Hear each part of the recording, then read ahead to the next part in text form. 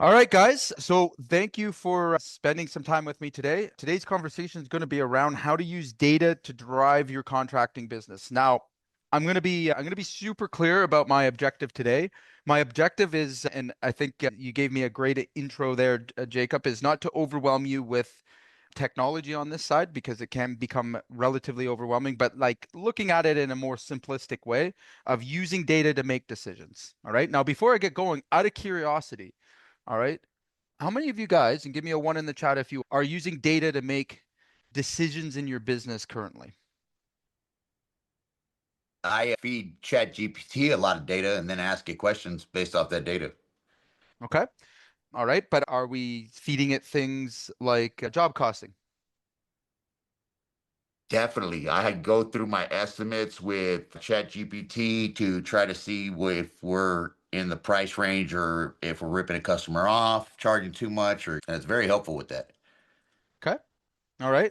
That's a great example. Is anyone else here? And maybe just throw a one in the chat if you are using data to make data-driven decisions. We'll see how this resonates. Okay. Zero. And believe me, you're not alone. Okay. So I would say that the majority of our customers that we start working with are starting off in a zero data decision. So if we don't have data, all right, what's our forced decision making framework? What do we have? How do we make decisions? Where does the decision come from if we're not using data? A It's trick question. mistakes. Okay. That's so trial and error. Yep. That's one place. But most of the time we're making reactive decisions. All right. We're making decisions based on the moment and how we feel in our gut. Okay.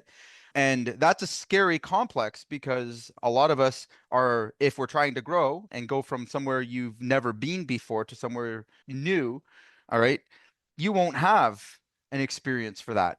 So it's very easy to be misled by our feelings and our emotions in running our business. Now, the good news is, all right, is that people that genuinely follow what I'm going to share with you today can get themselves off of the roller coaster ride. All right. And I would say the majority of contractors, again, a lot of what we do is just stabilizing them on their numbers and getting them to understand that, hey, it's not rocket science, all right, but it's consistency and discipline that get you to operating from a very high level and using data to avoid emotional reactive decisions, to avoid silly decisions like shutting off marketing because we're too busy. That's a data-driven decision that you wouldn't be making if you had the right information in your hands. So let's get into this.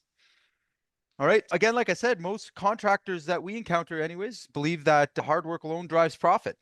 All right. Relying on gut feelings, not numbers, is very common, right? This mindset leads to missed profit and wasted effort, the big time. Okay. And what literally keeps a lot of people just stuck, right? Why? The guesswork hurts your business. No tracking is no way to fix leaks in profit. All right. Surprises, cost overruns, low margins, wasted marketing. You can't improve what you don't measure. All right. It's one of my key principles here at Contractor AI. Just like if you don't document, you can't delegate. Okay. If you can stick to those two main principles, all right, a lot of the decisions you're making now can be challenged. All right. 60% of contractors said they had jobs go over budget due to poor tracking. Right. So when we think of where overruns and slow crews and bad leads come from, all right, we have decisions that we could make if we're looking at the right data that would be blatantly obvious, all right, and without data can be very gray area or unknown. So how many of you guys have signed up to a marketing program that did absolutely nothing for you? Hundreds, hundreds for me. I've tried everything. Okay. And again, that's a very damaging thing. And how many of you have continued said marketing program longer than you should have? All right. Well, I was that because we were leading ourselves with hope, right? And hope in this business is a very dangerous thing to use. Okay. So I want to give you guys a really easy, straightforward framework to use that you have no excuses not to use leaving this call today. Number one is what key numbers. I often see this where one side or the other. I have contractors that come in that want to track everything down to the finite scale and they're on the complete left where they're trying to track too much. And then I have contractors that come in that don't track anything. All right. I'm going to share with you the most important numbers that anybody here will benefit from and what they're going to help lead your business. First of all, profit per job. Okay. Net profit per job after overhead, after all expenses, net profit per job. Okay. Lead source. Where are your leads coming from? Where are your opportunities originating from? Okay. Crew productivity, very rarely tracked. And then we wonder why we don't have productive crews. Okay. So again, I often use the analogy and I'll use it here today again. If we were running a professional sports team, all right, and we decided that we were going to have no scoreboard, all right, and remove the referees, are we even playing a game anymore? What are we doing? That's just exercise at that point, right? No one's really going to hear. It's not going to be the same as when we're using those things to drive the results.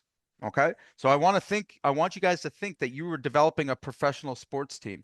And in a professional sports team, all right, they track everything, right? How many hits were made, how many shots were taken. Everything is counted for a reason, because when you track and when you measure, you can manage, you can improve. When you don't, though, we're just out there freestyling. All right. And again, very little decisions can be made, and it's very difficult to. Oh, Lord. There we Hold on a go. second. There we go.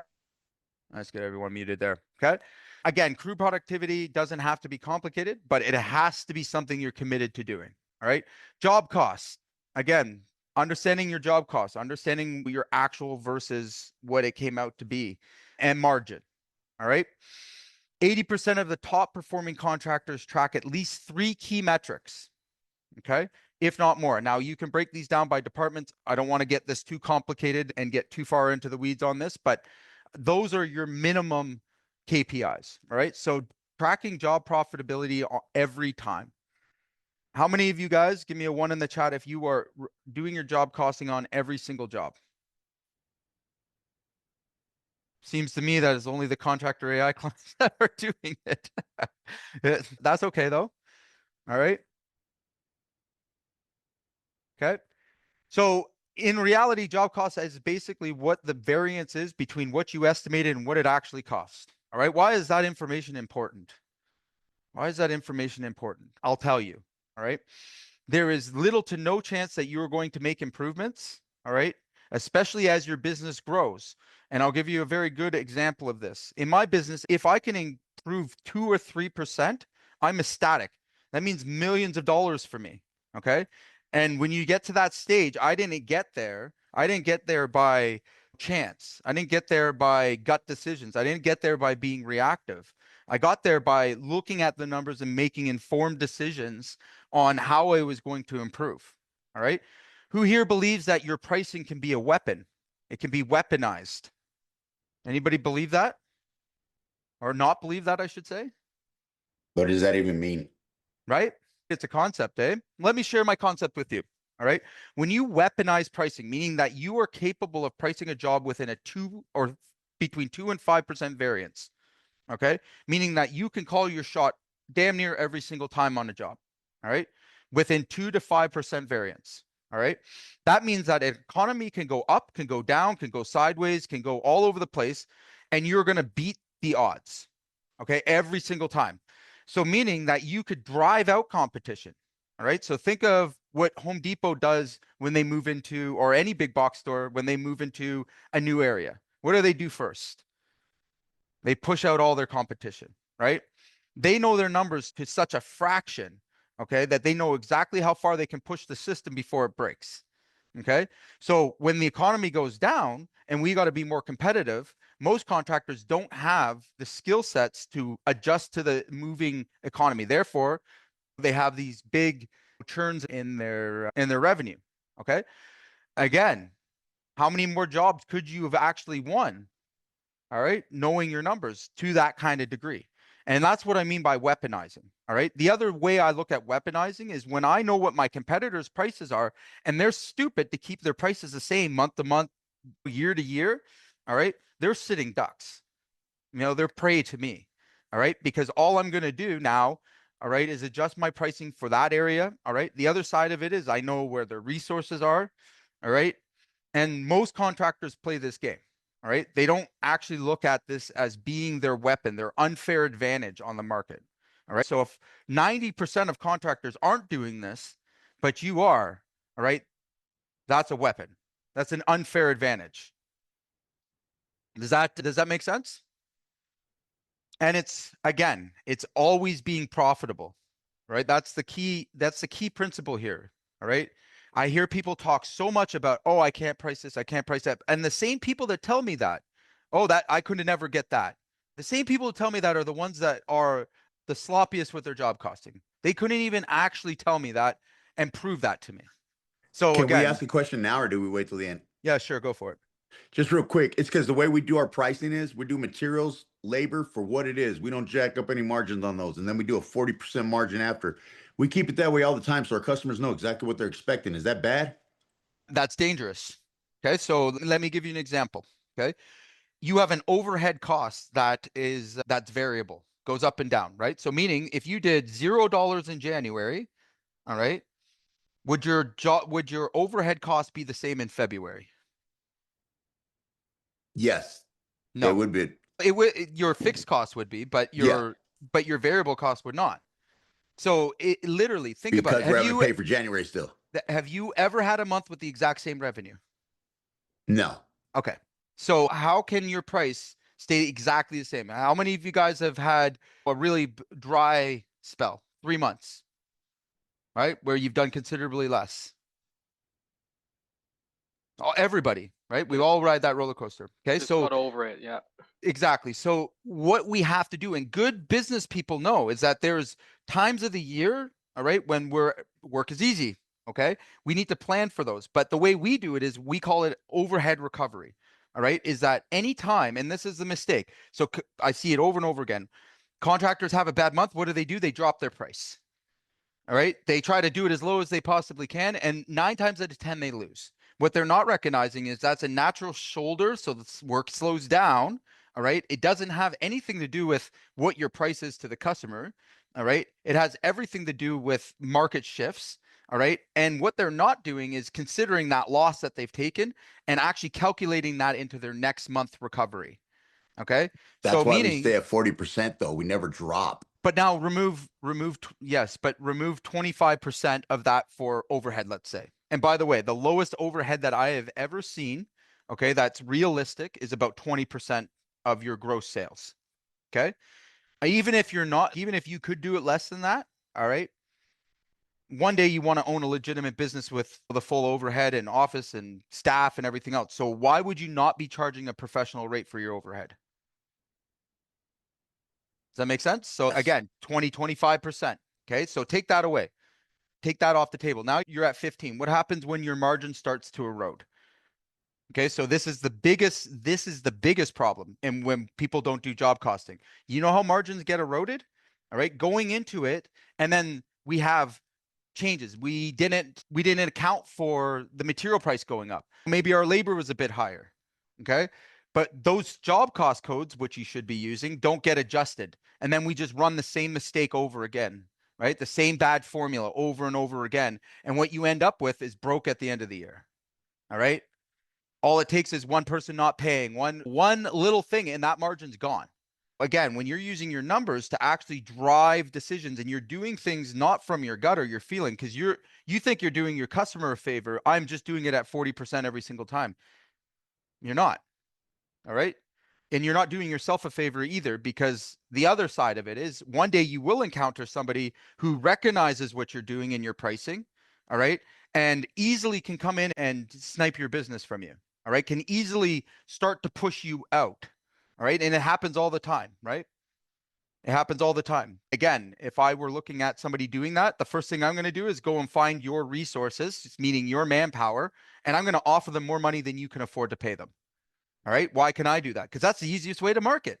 All right. Now, knowing my numbers, I'm gonna make sure you can't produce the work that you've got. All right, at those low margins, because I don't want anybody low pricing in my markets. Right. I don't care.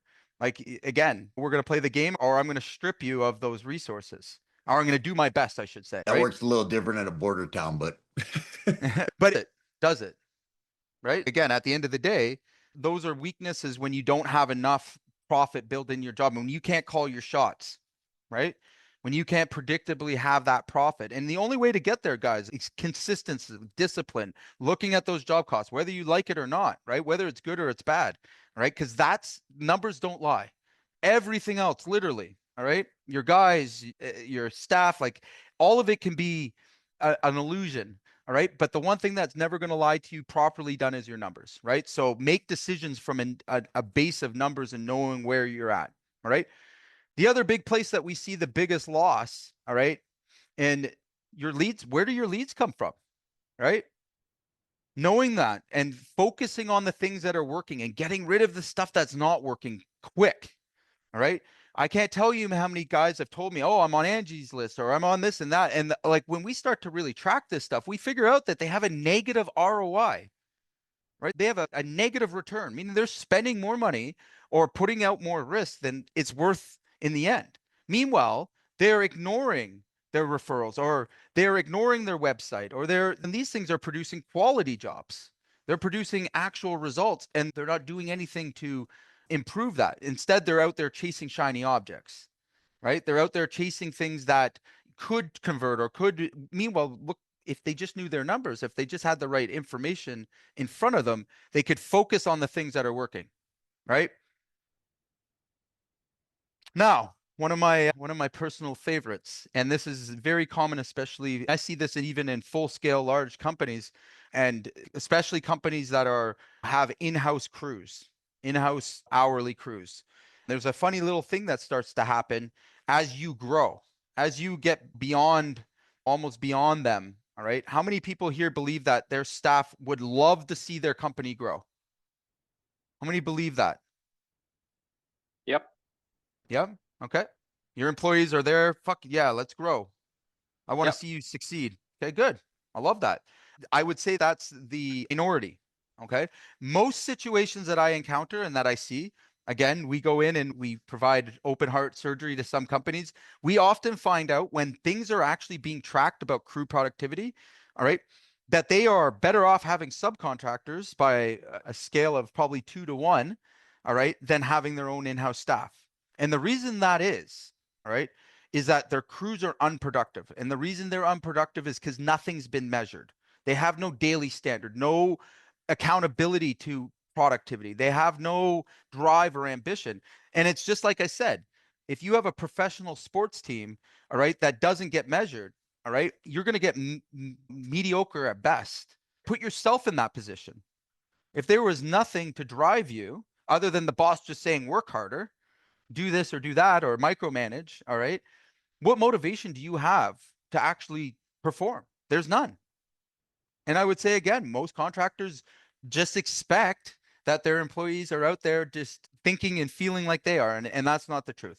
And what I see most often and what we do when we start working with any new contractor is we immediately start recruiting and hiring because we know if we help them even grow 10%, all right. And if you look at any quick growing company or any really fast growing company and you ask them, they have about a 25 to 30% turnover immediately. Okay. Meaning that people weren't really on the boat for you to get better. And that's just natural human tendency. They don't want you. People don't like change. Okay. Especially employees. They don't like change, right? Especially when it's been in their favor for so long. They could just go drag their ass all day and get paid a really good wage. And all they had to do was keep you fluffed up. All right. But when we start to look at it, and most owners don't like looking at it, I can assure you that. And the proof is in front of them. They're forced into a decision, aren't they? And most of the time when we have these hourly crews, this is where the truth ends up coming out. And it's so easy to spot. It's so easy to identify. All right. But we avoid it. All right. And this is the prime place where we want to be using data to actually understand what was the hours we budgeted? What did it actually come out at? Right. And then the last thing I'm going to say is, let's say you do have an A player, let's say, or a B player, I'd like to say. I don't like A players, but B player, all right, that was really solid for you every day, showed up, did his job, did it well, and went home. Okay. But here we are, we have a C player that's got a big mouth that's just in everybody's ear, and we're promoting them and rewarding them for no reason other than they were there. And I say that happens a lot as well. Okay. You have to learn to reward the people that are producing. All right. And push out the people who are not. That's how it works, right? You're only going to do that when you start to track data. Otherwise, it's a favoritism competition, and that's not a good pathway to go down. All right. And you can be quickly misled. So, to give you some context here, crews that tracked productivity finished jobs 20% faster. Okay. What would 20% of your labor cost back mean to your bottom line right now? Anyone? 20%? Who would take that in a heartbeat?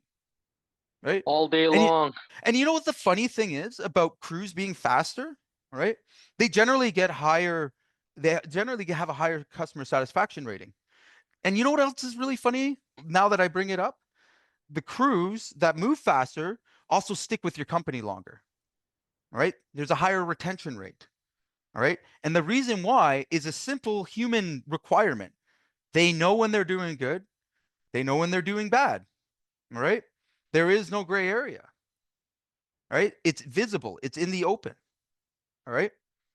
Just do that and get yourself that 20% and have happier employees, happier staff, a better culture. Like, again, do you think anybody just wants to show up for you for the next 40 years, not know when they're doing a good job, not know, and only get bitched at when they're doing a shit job? What the hell is that?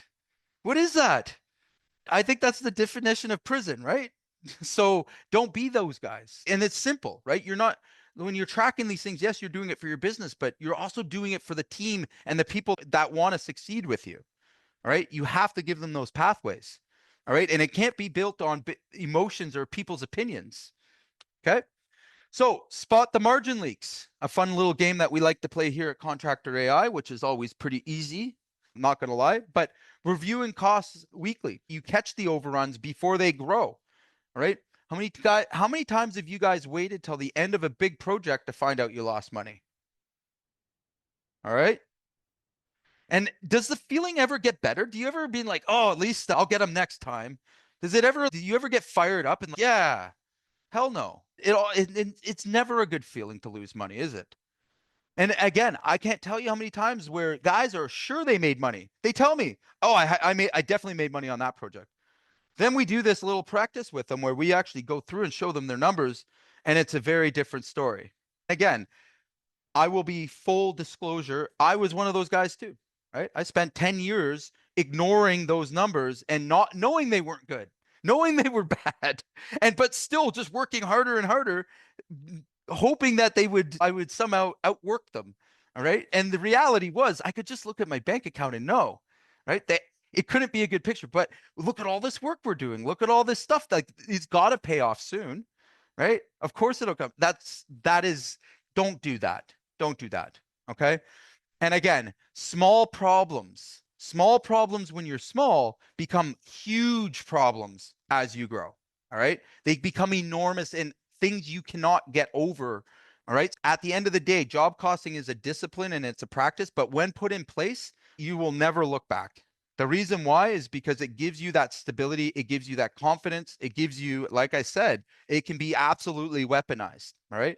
So again, when you're reviewing jobs and then you're looking at a group of jobs, it's going to be very easy to spot where you're losing. It's either labor, material, other overhead. Again, it's not rocket science, but it's something when looked at properly makes significant differences in your business and in your life. Because, hey, listen, I don't know about you, but when the bank account's in the negative, all right, and I've lost money on jobs, I don't feel like a fucking winner. Do you? Anybody here? It's pretty hard to feel like a winner that you are, right? And in fact, you can almost feel sorry for yourself, not that you should, all right? But like I work so hard and I hear it over and over again. I put everything I have into 70, 80-hour weeks sometimes to have nothing to show for it. And I'm going to say it comes down to the simple things that you are not doing as a base and a core as a contractor, all right? They were avoidable problems, all right? So let's use simple tools. Don't overthink this. All right. I want to make sure that nobody leaves here without an action plan. If you're not doing these things, if you're not planning these things, if you don't have these things in place, all right, use a whiteboard, right? Simple little game that we played. We have a sheet metal shop here at J. Carter Roofing. Again, unfortunately, we've mostly automated, but there was a time when we used to have manual breaks and a great big whiteboard. And when we would have crew changes, all right, they would track the number of pieces they were making or capable of making per hour. All right. And they would race. It worked out excellent for us for a long time. We still have a form of tracking like that, but that's all it took. Right. That was how many pieces did you make in this shift? How much was your production? And we had a standard. They couldn't make less than this, or else that would be a flag. All right. And they were always trying to beat what the best record was. All right. Again, you will see a difference in production. You will see a better output. All of you guys can apply this in one way or another, right? And again, if it's a whiteboard, who cares? It doesn't have to be fancy. Okay. If it's spreadsheets, cool. Anybody interested in the job cost sheets that we use, just reach out. We'll give those to you. Like, I want you to leave here with no excuse. Okay. Start simple. Make sure that you're doing the simple things first. All right. A lot of times I see it pretty consistency. We want to go from crawling to sprinting, meaning that you see this fancy piece of software, this spreadsheet or whatever, and all of a sudden you imagine yourself being there tomorrow. It doesn't work like that. All right. It all starts with basic discipline. Again, if you can't do things manually, I don't suggest you try to automate. I don't suggest you try to build a program around it. I suggest you go back to your basics, do what feels right for you, but do it. That's the point I'm trying to make. All right. Don't talk about it. Don't think about it. Don't debate about it. Don't spend the next 10 years researching about it. All right. Do it today. Okay. Stop thinking about it. Get these things in place. Okay. So what does data in action look like? All right, for real contractors. And we have some real contractors. Maybe I'll pick on one here. Greg, I'm gonna pick on you. I see you sitting there, right? By the way, Greg's a longtime client of Contractor AI and a personal friend of mine that we work very closely with him on. And Greg, how many data-driven decisions do we make? Lots. Right? To see how our advertising's working, seeing if, just so many different ways. You can do that in our costing. We can tell how we're doing as far as our call closing. It's just helpful in so many ways, and especially our profit margin, how we're doing. Are we consistent on that? Do Right. we have to make changes there? How or much can we not? afford for marketing? Yeah. So All those things. So I'd love to share just another little quick plug. Greg has Cindy, that's a CSR for Greg, and when we started tracking her closing, all right, so over the phone closing, we were at about 40%. Since we started tracking, Cindy's improved it to 70%. All right. What would that mean to everyone here? Like just tracking that number, right? Providing the training where it was necessary. Again, she's on this call as well. And I have to give her a great praise because she leaned in and we've got it. We've got a great system, right? We've got a really repeatable, manageable system going. And again, I don't think we would have got the same results if we hadn't used our numbers, right? If we hadn't consistently been seeing those, where do we need to improve, right? So again, guys, think about these real world situations, and this is what leads to better performance. All right. Unfortunately, or fortunately, I should say, right? Championships are won by inches. And like I said, it doesn't get easier as you grow. All right. These things, you can't outwork these things. You either get them in place while you're small and you become disciplined around them. All right. Or you suffer the consequences when you do grow. And the consequences are scary, to say the least. All right. I've personally had $4 or $5 million company with zero tracking, right? You can imagine the headaches that I've had and the experiences I've gone through, all the way to actually burning my whole business down. All right. That's a story for another time. But again, that's the course you're putting yourself on. All right. And it's not good for you. All right. So you, the business owner, making all these major decisions, all right, what to buy, when to buy, how to buy, like who to hire, who's a good employee, who's a staff member. You're making all those from gut. I'm sorry, you're going to live a very stressful life. All right. Because it's impossible to be right every time. Okay. On the other hand, when we use our data, it takes that stress, it takes that anxiety away. You make smarter decisions. You start to build around the laws of numbers. Okay.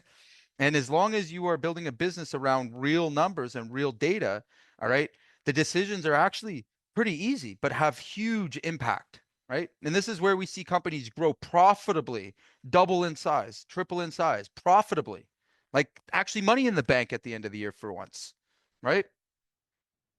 So again, how can this translate for you, right? So a contractor who tracked their lead source, cut their ad spend, double their profit. What? Okay. Cruise logs revealed top performers.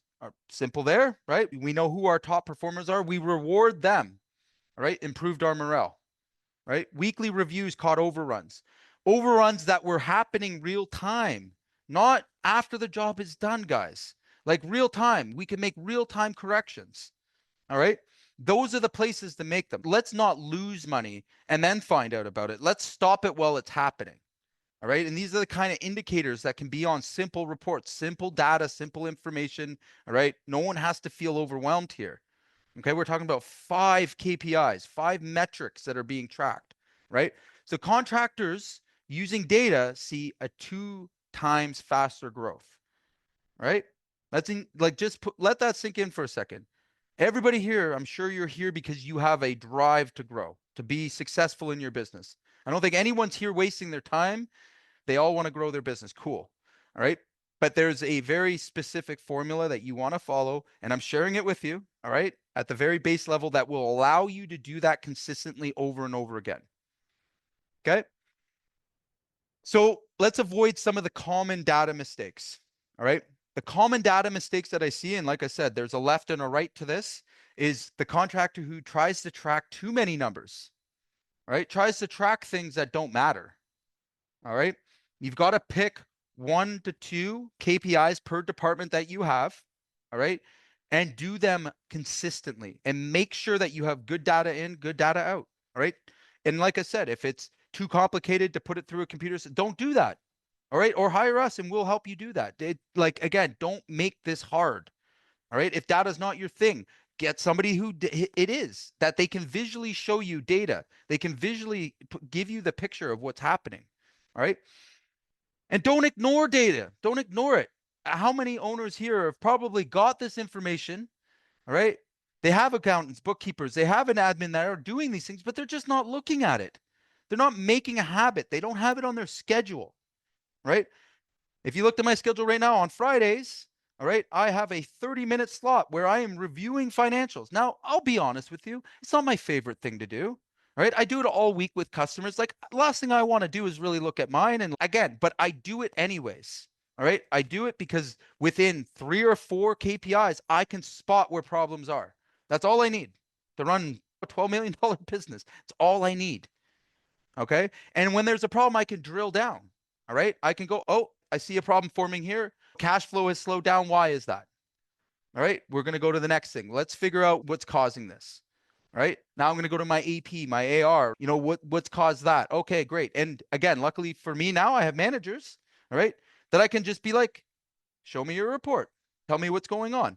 Right. I get to coach the situation now. Right. I've taught people how to manage these things as well. Right. So my point, do it weekly, put it in your schedule. All right. Shut off your phone. Look at the data. All right. Get clear about what your objective is for next week before you leave the office on Friday. Okay. If you do that one little thing and you get that into your discipline, all right, big things will change in your business. And more importantly, God damn it, it's confidence. It's confidence, guys. You got to have confidence in yourself when you have an opportunity to grow. How many times have you had opportunity and you didn't take it because you weren't sure? Oh, if I could get the man, or oh, if I could get the, like, all that stuff is an excuse.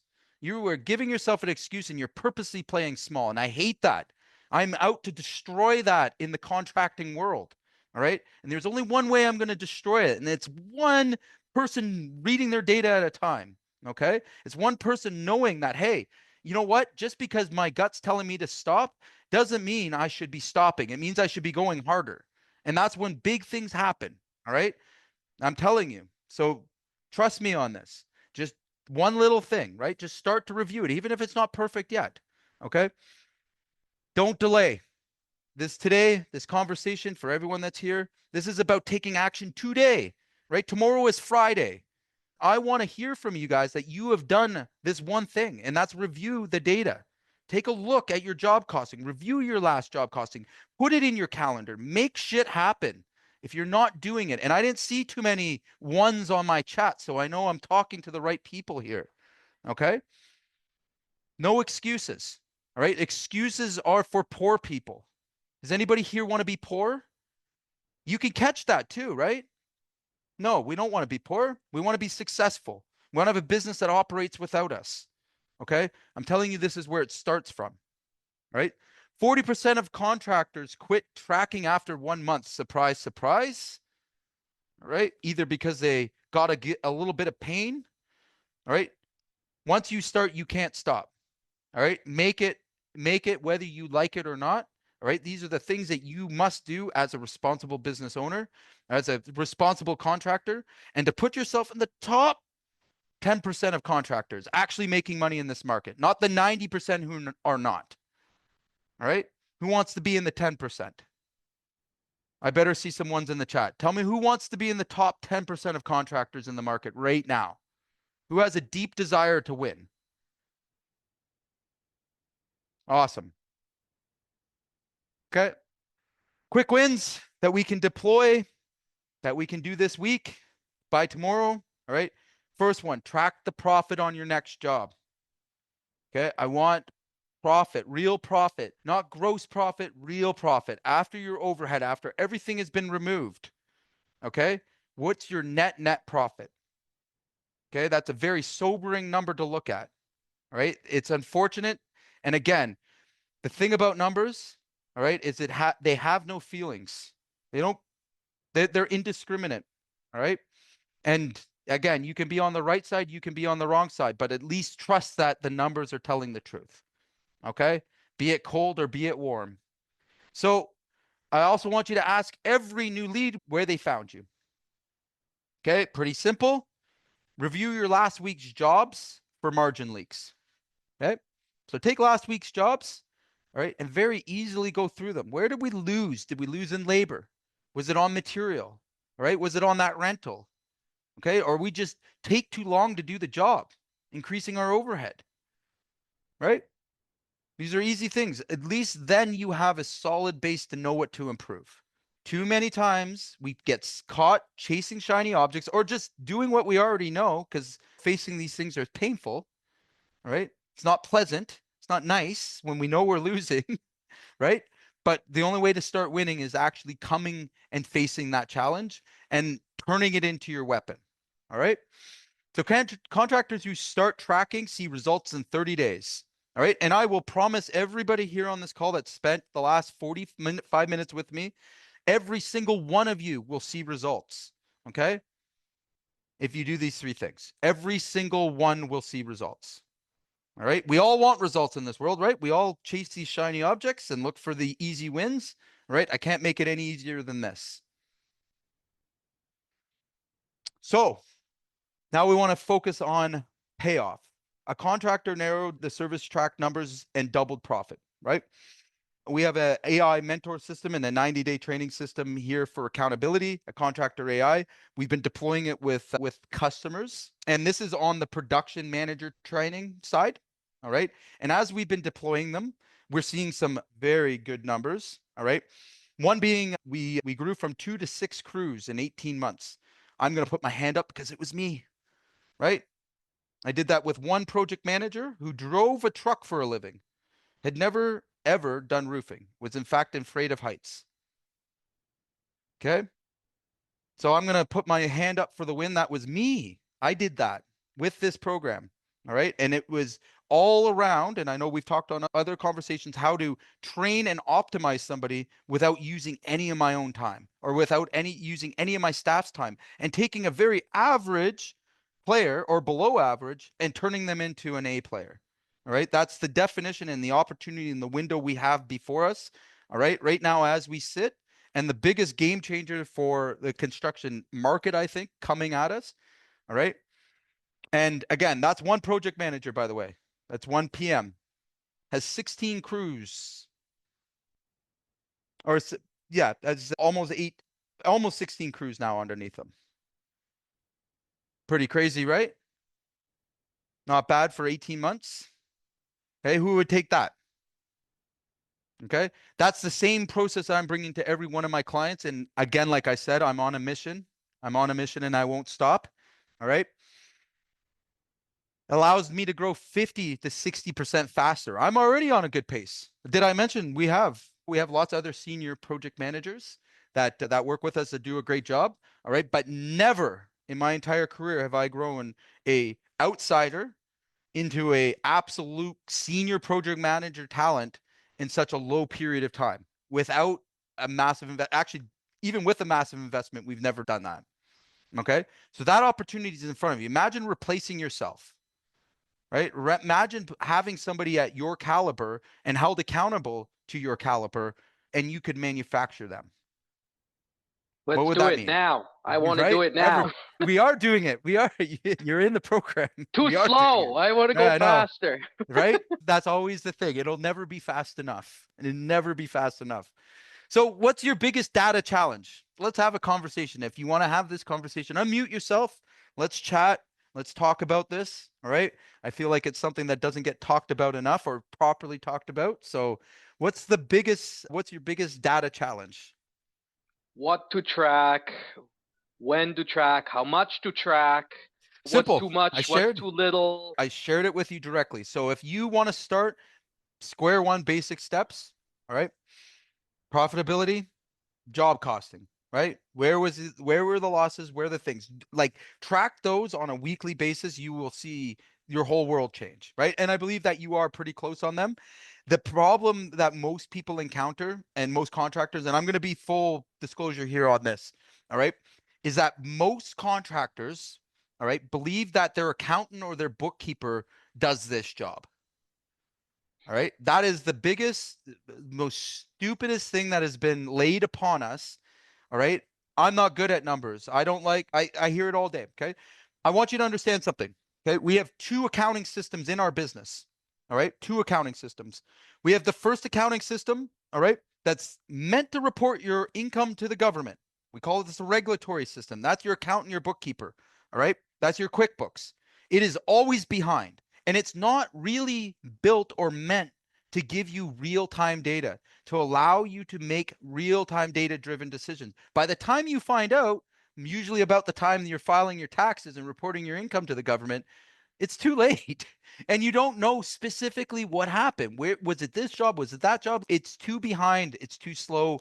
All right. It's meant to be behind. All right. It's a regulatory accounting system. All right. Now, on the other hand, what is the most neglected, the most misunderstood is what we call our management accounting system. Okay. So this is management accounting is the best way I can explain it is everything from your job cost code, all right, to your schedules, to your job costing, to your cash flow projections, to everything that's looking into the future to help you make clear decisions. All right. And again, I'm sorry for my members that are regularly on this call. It must sound like a broken record, but I will continue to stand on what's right.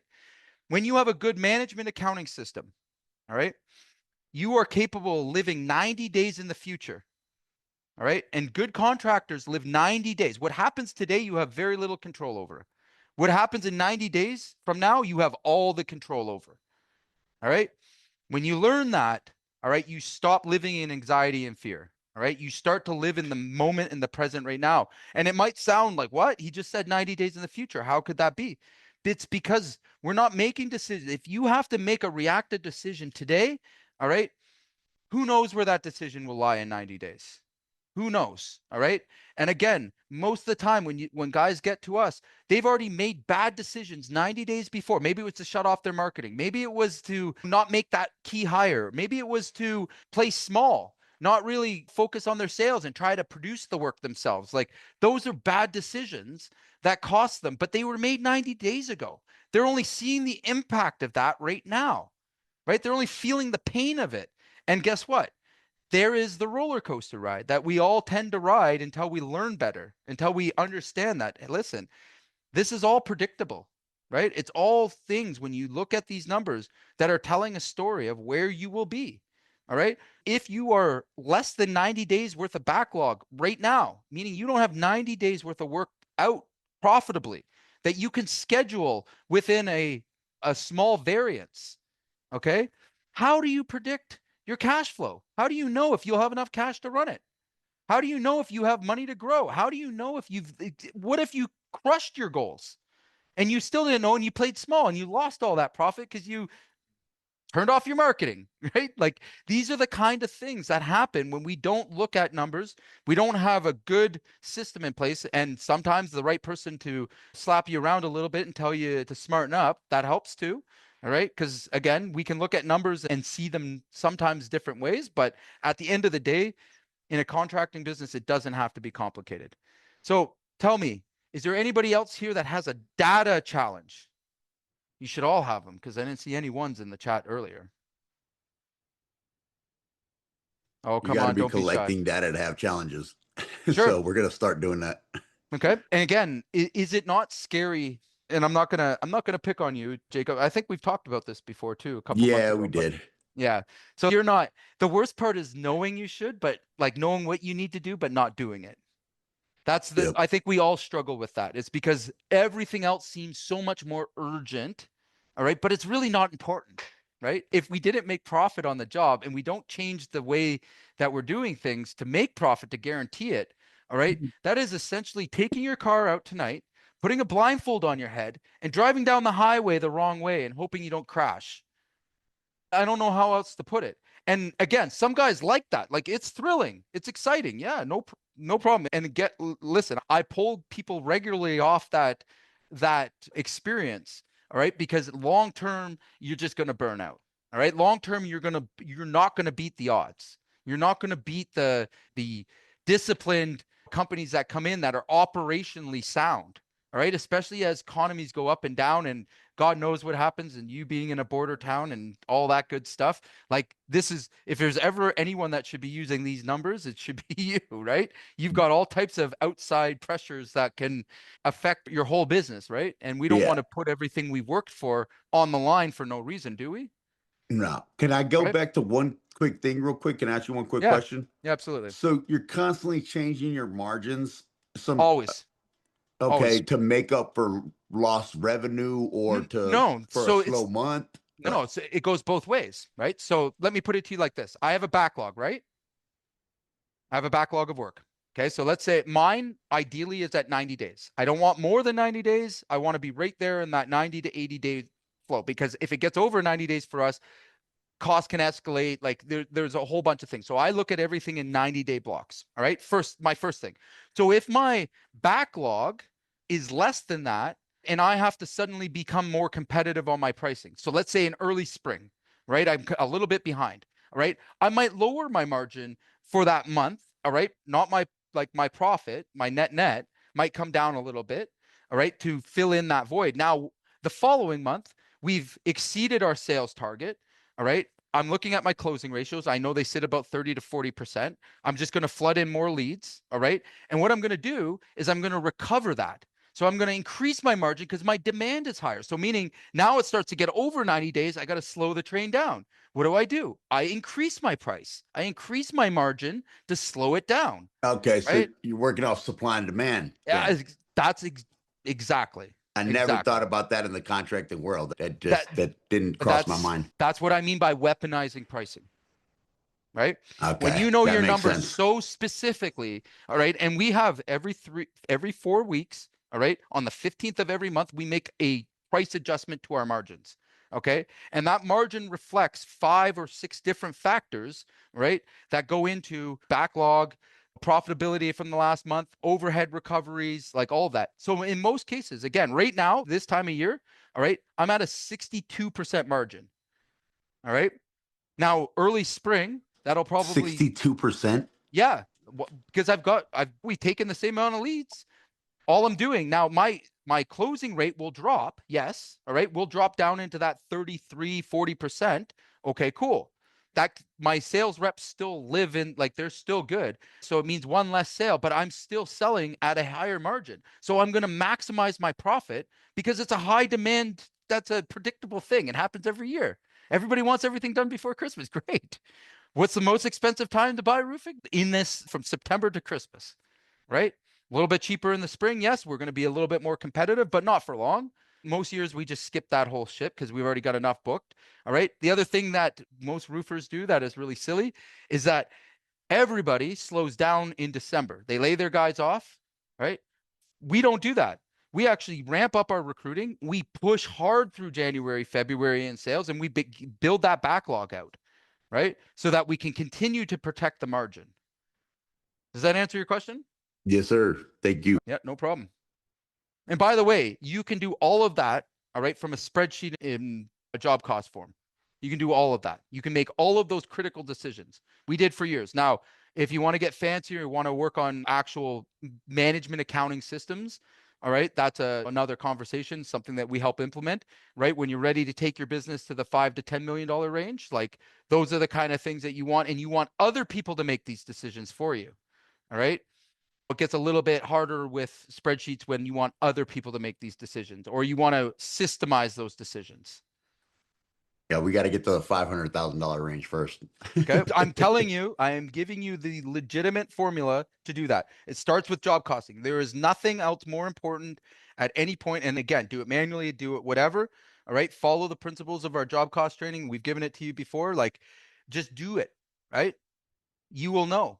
And again, you're going to probably find out that, hey, you know what? If I made an improvement on my marketing, where should I see that? Where would I see that?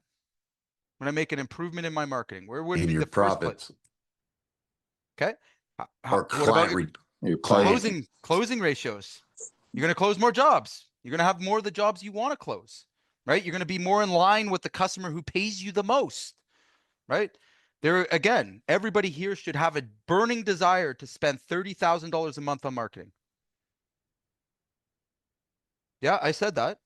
Everyone here should have a burning desire and want to get to that stage where they are happily turning over $30,000 a month in marketing. All right. When you get to that, congratulations, you're a multimillionaire. All right. And now I don't mean throwing away $30,000. Right. I don't mean in looking at that as a cost. All right. Spending profitably $30,000 in marketing. All right. Again, I can barely get customers to $2,000 or $3,000 before it's too much and they're overproduction. And we run into the production issues, right?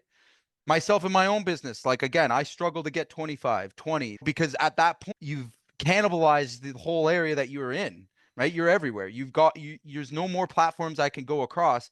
And I spend my marketing profitably. That again, with a return, right? I can guarantee myself when I put my dollar in here, I'm getting $4 back at the end, right? Within 90 days. How many times would you do it? How many times? Tell me. Repeatedly. And again, guess what? When you set your business up properly and you know your numbers, that's the game you get to play, right? That's why I'm sitting here. That's why I'm getting to do what I love to do. All right. Is because I learned how to play that game. All right. And I teach clients how to play that game. We play it, right? Sometimes we win, sometimes we lose. But like the whole principle here is that there's only two ways to grow a business, right? Two ways: sales and marketing. All right. The more that you understand that there's no money in doing the work, no money, $0, never has been, never will be. All right. The more you recognize that and understand that it's about getting that systemized, getting that to a point where you can ultimately spend your days selling or not hiring people to sell if you don't like selling. All right. But you will never have the confidence to do that without your numbers. I've yet to see, I take that back. I have seen people grow businesses wildly out of control to multiple millions of dollars. I've done it myself. All right. But the person that I was there, I wouldn't invite him to dinner. I wouldn't have him around my kids. All right. That person I got rid of a long time ago. All right. Because I'm not going to have somebody in that kind of state of mind of panic and just general instability. Because when you're making all those decisions and you're just flying by the seam of your pants, it can do all types of funny things to you. Right. So again, you want control, you want growth, you want predictability. All right. Learn these things. And again, it's not just me saying it. You could probably look at any other influencers screaming it at the top of their lungs. But again, how else are you going to get from point A to point B, All right. And keep your sense about you. And not have a heart attack. That's it. Or again, or not find out when you're 70 that it didn't work.